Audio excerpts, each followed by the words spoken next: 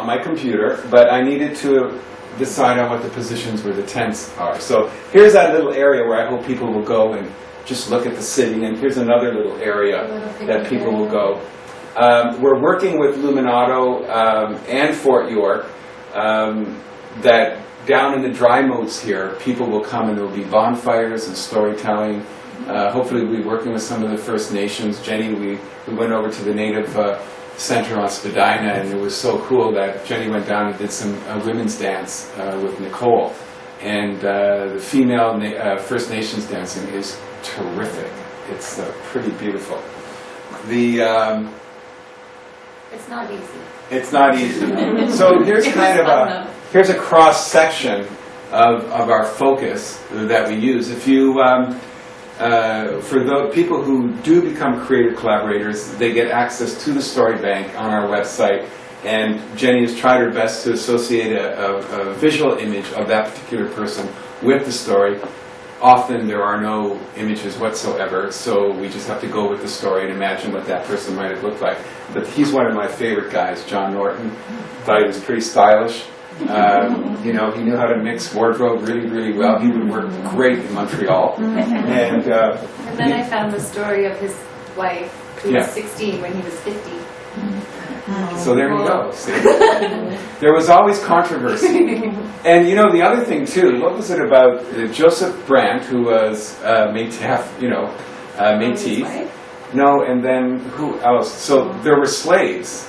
The First Nations people had slaves, and up until it was 1792, the Loyalists had their slaves too in Upper Canada. Then that slowly moved away from that.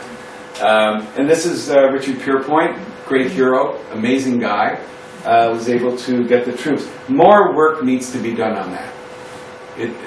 We need to know more about black women and black families. A lot of them were in Amherstburg. That was a big... In Oral County. In Oral County. And Oral County. And that's where that's where the city gets exciting. It gets very, very exciting at that point, because the British, the British were really there mostly as soldiers. It was only later that they started, more people started coming in, right? The Scots, well, Jenny's family goes back to the 1800s. It's McCowan Road. That's her family. It's true.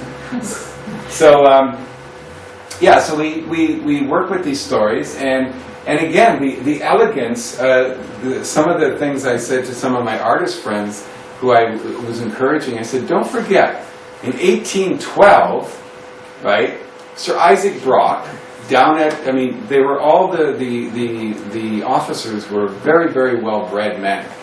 And they were trained, they went to school, they played instruments, they recited poetry. Brock had a quartet.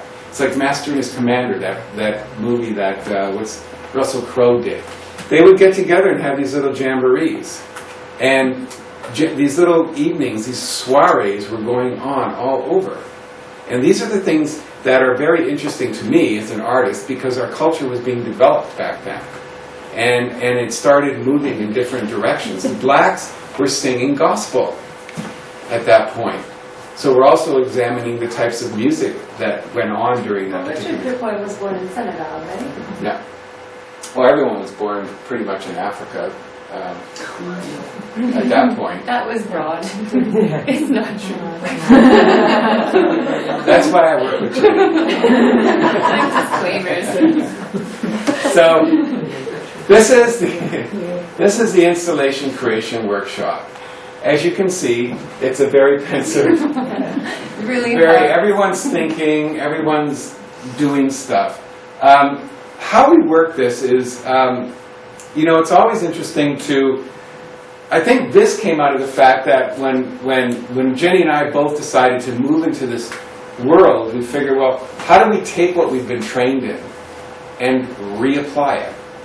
How do we take what we do and transform it into something else? So we started thinking about, well, wouldn't it be interesting that if someone finds a story about a character, an actor who expresses him or herself through their body, They don't paint. They don't. It's their body. When we go see a good show down at Soul Pepper or Canadian Stage or wherever, you know, if it's Diego Matamoros, we look at him and he's like, it's Diego on the stage, but he's become something else. You know, Albert Schultz has become something else on the stage. How do they do that? Well, there's a whole method. You know, it's Sokoloski, Lee Strasberg. There's hundreds of people who spent years of thinking and years of working in studios trying to get actors to do different things by taking on different roles.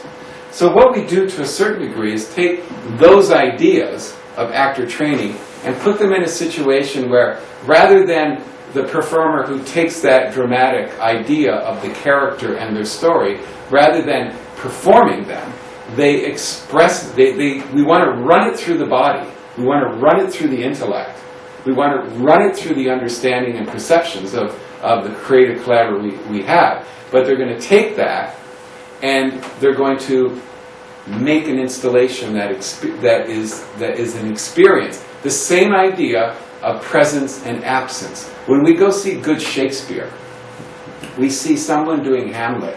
We know for a fact Hamlet's not there. It just doesn't happen. It's a story. It's conceit.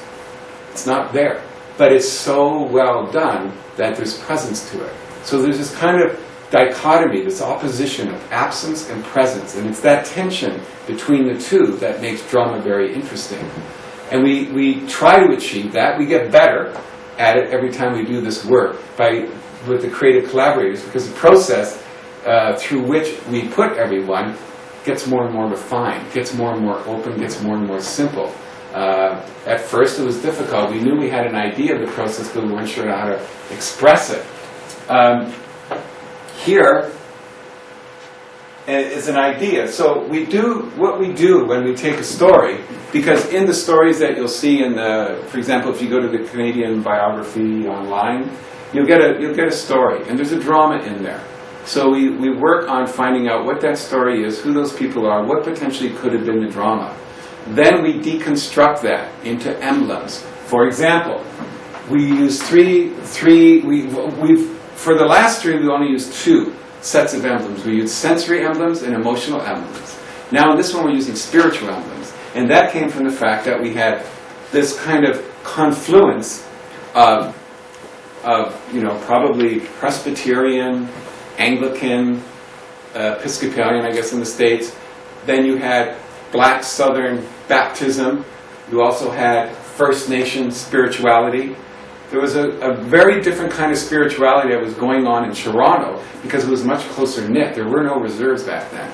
Everyone was mingling. Everyone was hanging out. And people were there was intermarriage going on. It was a different kind of society back there. It was very contained, very small, 700 people, but very exciting. So we asked the creative collaborators, so what might have been the sounds that your character in your story heard on a regular basis? Like, what did you hear in 1812 in the streets of Toronto? Think about it, right? So, music, street noise, voices, loving, hanging, bells, creaky doors, clocks, animals, crowds. Back then you heard clocks. Back then you could hear Niagara Falls in Toronto.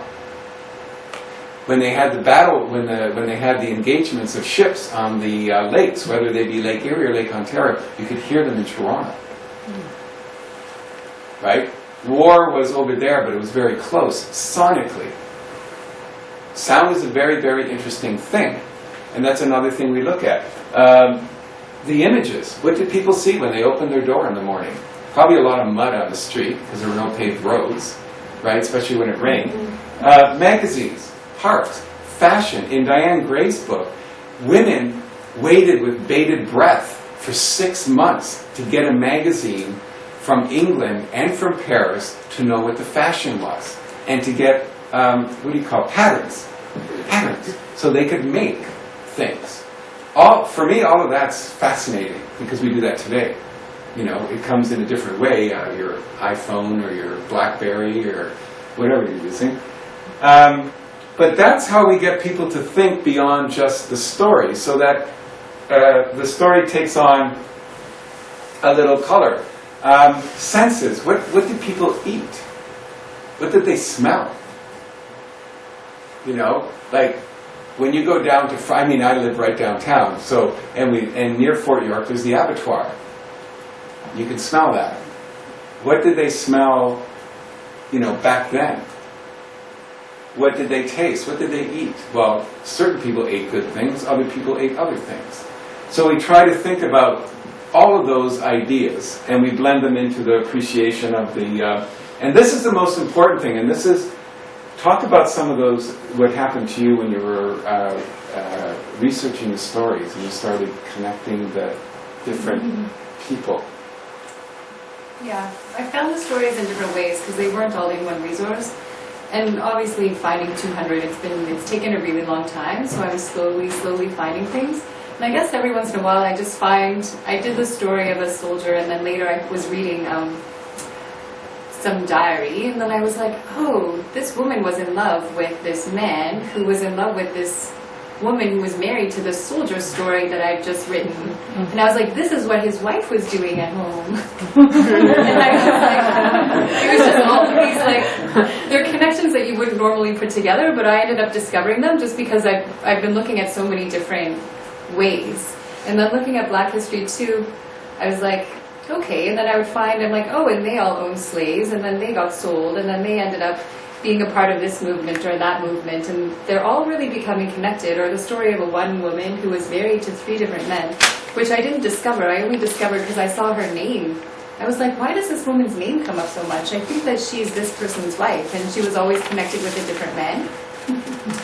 And then I was like, oh, well, I just made a story for her alone, because I'm like, that's enough to make a story. Like, we can connect her to all of these different resources, and people can pull together what her life might have been like. And then, of course, the whatever common rule of women, if they were here, had to get married within 6 months if their husband died. So then it starts to make more sense as to why women, you would find women in having so many different marriages, right? Yeah, who went through 3 men in a year because they each got popped off in the war. Right? I don't know. I don't remember that one. But it's very interesting. Okay, I'm just telling you.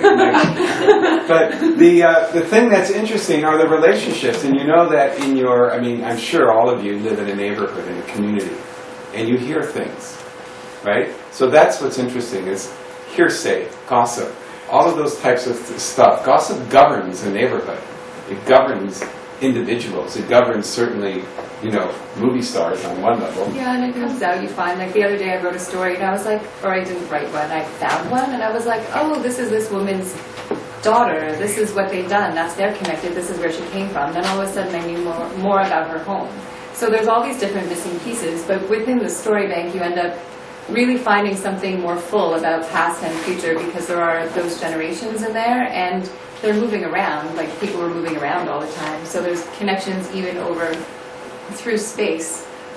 In my mind, before I was doing so much research, I really felt that people would stay kind of in one place, but it's really the opposite was pretty true. People were really moving around quite a lot.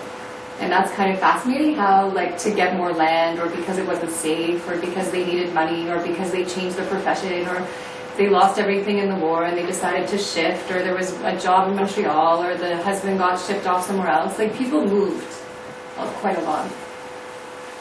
So this is what we were talking about, the idea of being implicated into the work, and you can see that's the shot of the Parliament with the tents, with the lights on, and then there's another shot of New York with the shadows coming through of the tents. And the tents that we use are the standard 8-frame tents been used since the Napoleonic Wars. They're an architectural gem. These are 7 feet high and then 9 feet. They go over to here, 9 feet long, and then you have a girth of, depending on the stretch of the canvas, anywhere between 9 to 10 feet. So it's rather big. So each individual gets their own gallery of that size. And that becomes very exciting. Now, the relationship, it's a triangular prism, isn't the most interesting space to work in because it's not like a gallery, it's a triangle.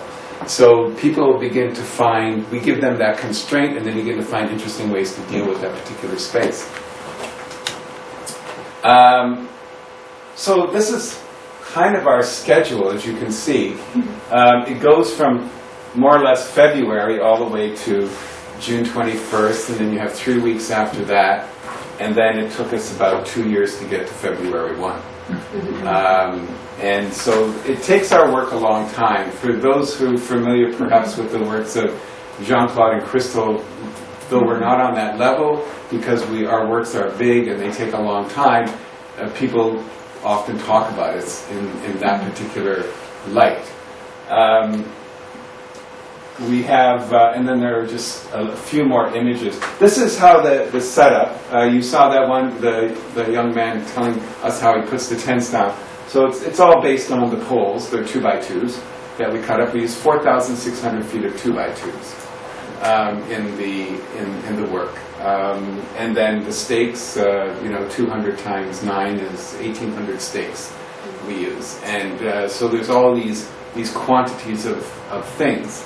And that's pretty much it. We work in this way. We have, for example, last spring we were in the north of Australia, in Queensland, in the Gulf of Carpentaria, in what they call the Doggett, which is an Aboriginal reserve. We were working in a community of 200 people on a new work, which is called Ghost Net, in which we were beginning to look at a different sculptural idea based on the big ghost nets that are drifting. They're called drift nets in the Pacific Ocean. They go anywhere from 50 to 100 kilometers in width and to 100 meters down. They